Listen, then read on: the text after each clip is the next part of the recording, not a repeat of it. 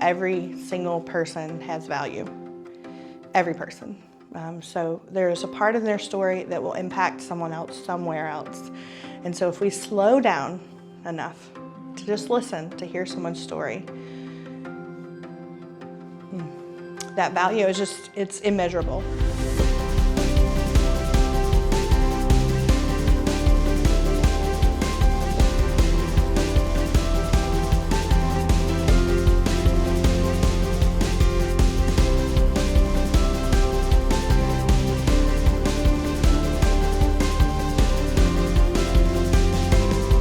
Welcome back to Live at the Hive. I'm your host, Janice Jokkel, and I am so excited to share the story of our next guest. She is the pillar of what we call the community connector here in Medina County. Cindy, thank you so much. I know you are so busy at what you do.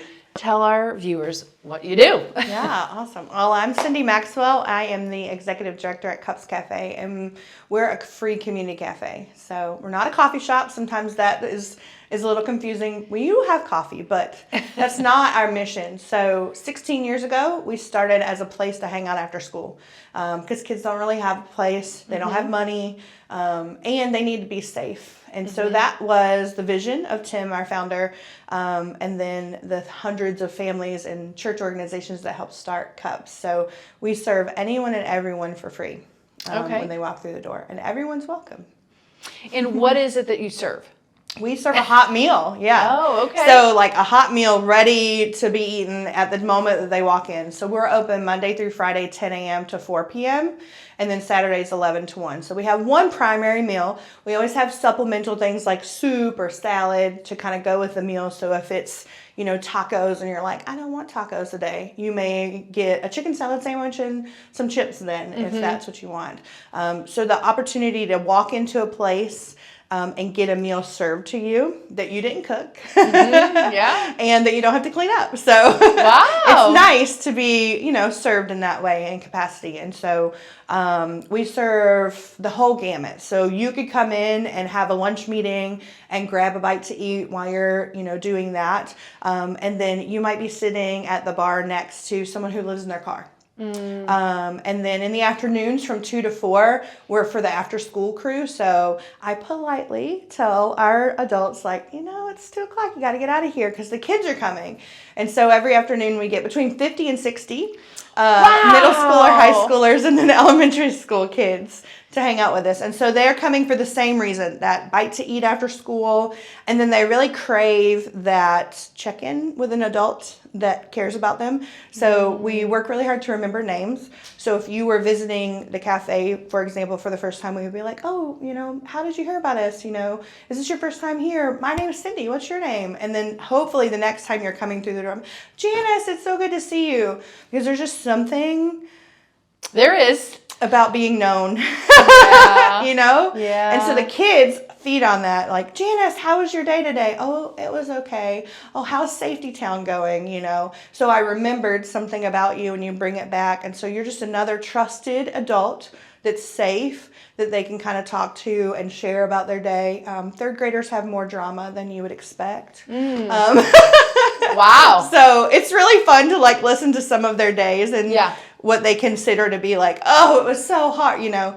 But just giving them a space to be heard is so important. And so we try to do that also for our adults that come in. And that's one of the ways that we connect people. So our primary mission is to feed people. So we always have a hot meal. We also have a small food pantry. And so anyone, again, could come in and shop in that food pantry for whatever is there. We also have a community refrigerator and freezer. So that's where we put leftovers. So let's say we had a taco casserole and we had enough to feed probably 4 people. Before, we might throw that in the trash. Now, we put it in a to-go container, label it and date it, and leave it in there as an option for a couple of days. And most of the time, it's gone that day or the next day because someone's taking it home to their families, or it's their dinner that night. And so it's just another opportunity to kind of share. And so then if they come in and say, well, I'm currently living in my car, what can you help with? Well, I can feed you.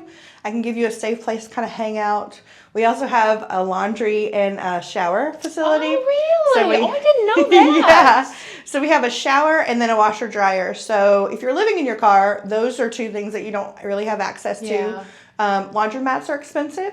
And for some people that's like more than they can afford. So we have a fair amount of people, usually at least one person a day. Sometimes it's a couple people a day who are coming in and using that, whether it's doing their load of laundry because they're at the hotel this week and so they want to save money by, doing laundry for free. And so they come in, and again, then we give them a list of resources. So, hey, have you went over to Medina Metropolitan Housing Authority? Like, they're the ones who can kind of help guide you on affordable places to live. Or you might qualify for Section 8.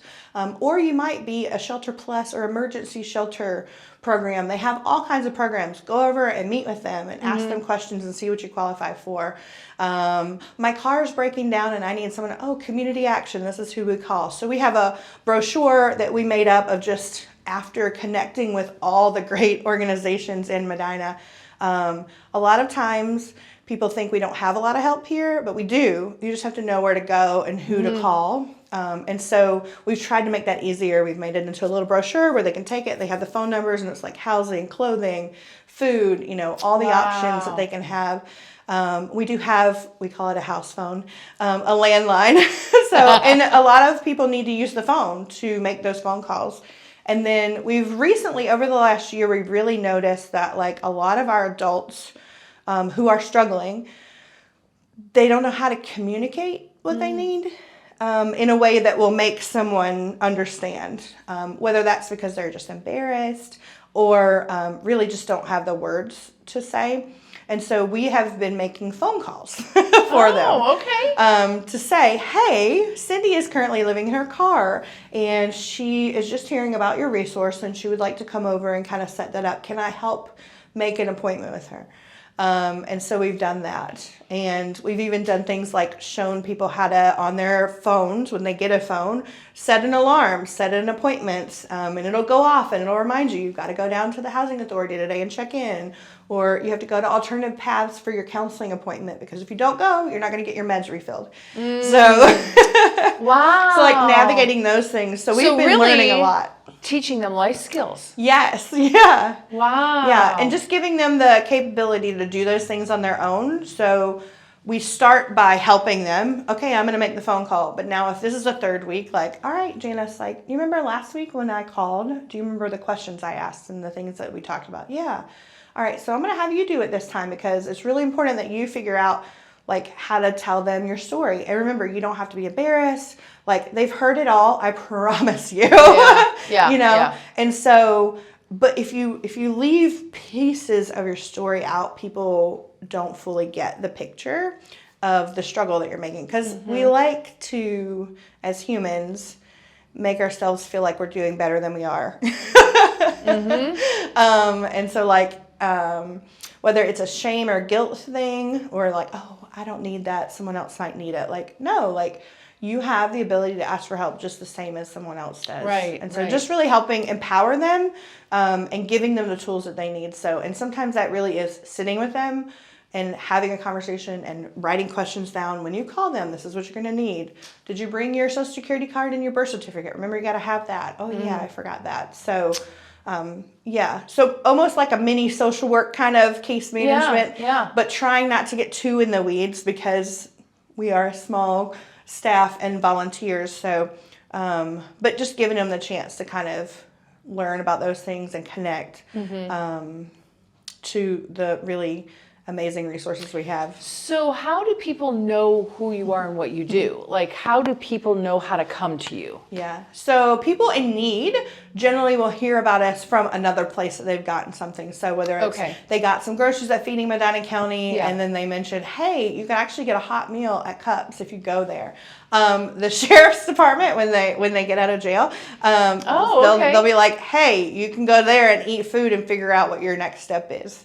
And so you could be or are the first step to them getting the next step and then the next step. Wow. That's and then fantastic. Sometimes we meet them 3 steps in. They've met with Metropolitan Housing. They're already seeing a counselor at Alternative Paths, and they're still trying to figure out, like, but I'm still living in my car. How do I get through this? It's going to be 32 degrees this week. Like, what are other resources? Oh, let's call these churches. So these churches have mission funds that sometimes will help you. They'll only help you 1 or 2 days, or they can help you for a week, but then you can't help you again. So like, you want to make sure that you're using it, you know, when you really need it, which is a terrible thing to say because I don't live in my car. Right. And so it's very difficult to try to help navigate them. But I do have like one guest who has been living in her car and hotels for about 3 years now. She makes money. She makes too much to be on like the emergency shelter list and not enough to really afford to be anywhere. So she is truly. So she's really in that like gap. And we have a significant amount of people that are in that gap. But it's really awesome because she's not ashamed anymore about her living situation.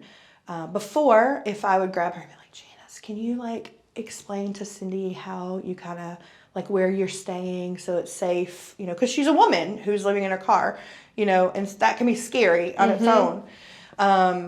But she now will openly be like, okay, listen, Janice, don't go to this parking lot because there's some sketchiness over there and it's not monitored. And so you want to do this. Here are some 3 places that are really good. And then if you do have money to go to the hotel, these are the 3 hotels that right now are being really helpful and like giving you a deal if you pay for the week versus, you know, a day.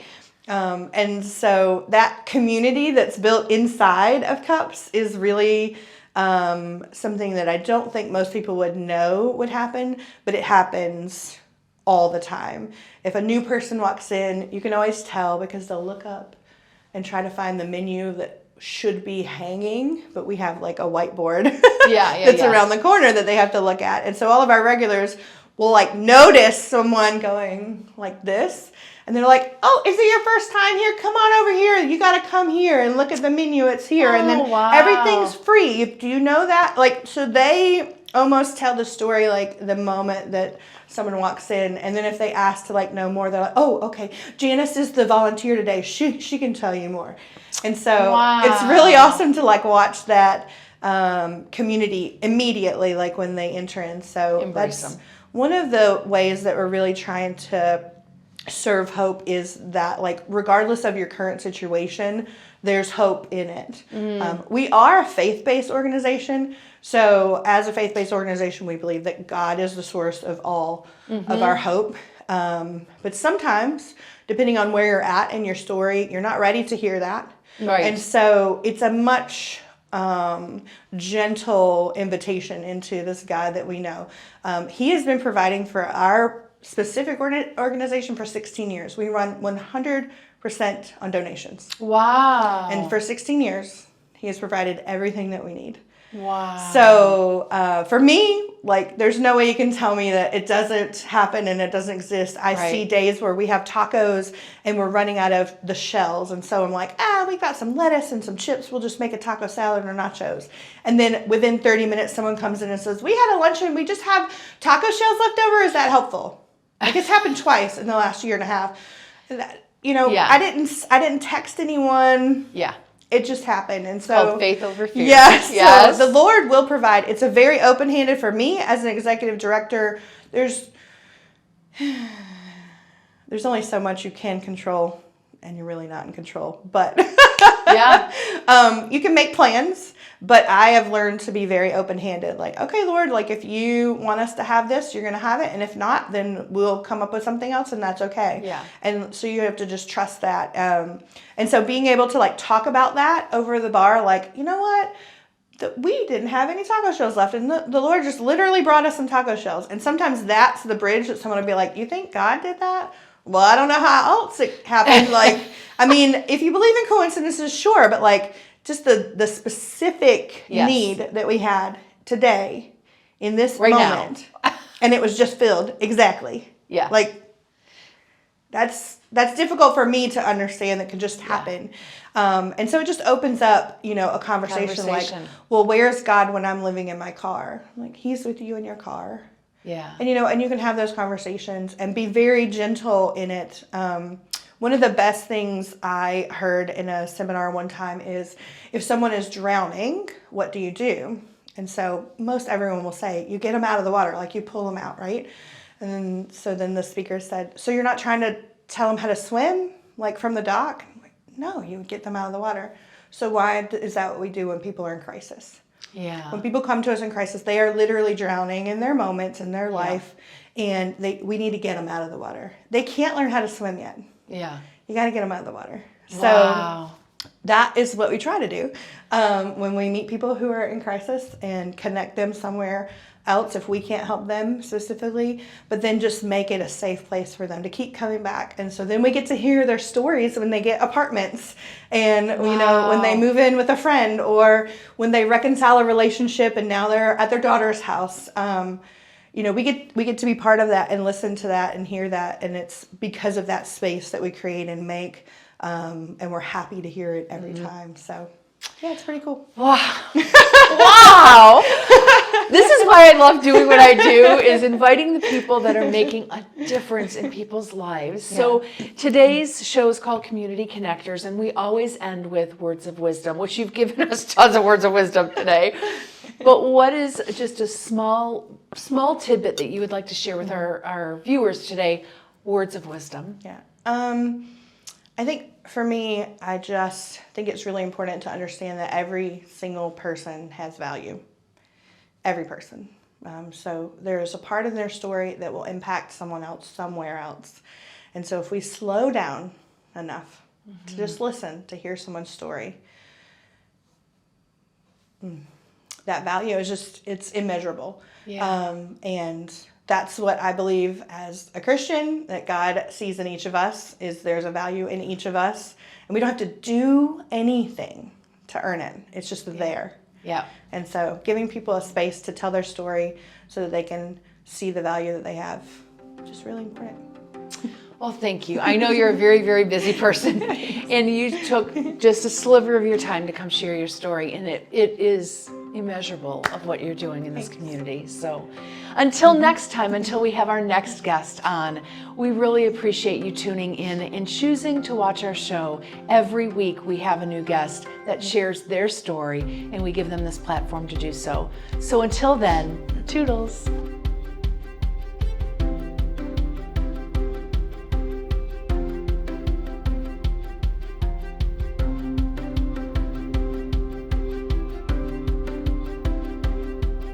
Armstrong is proud to support the community and local businesses. As an Armstrong Business Solutions customer, the team at the Biz Hive supports their community through Armstrong's high-speed internet connection and reliable service. Watch Armstrong Neighborhood Channel on Channel 100 or visit Armstrong Neighborhood Channel on YouTube.